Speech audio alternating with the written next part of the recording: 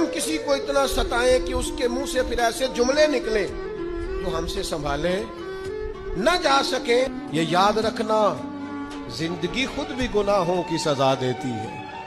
یہاں بھی زندگی خود بھی گناہوں کی سزا دیتی. یاد رکھنا, ذرا احتیاط سے منہ کھولنا کسی کے بارے میں. اللہ کے بندوں کے بارے میں اپنی زبانیں ذرا احتیاط سے کھولنا.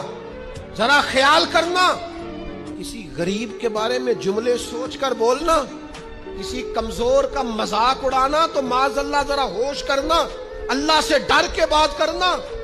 اس لیے کہ بڑی جلدی انصاف کا وقت آنے والا.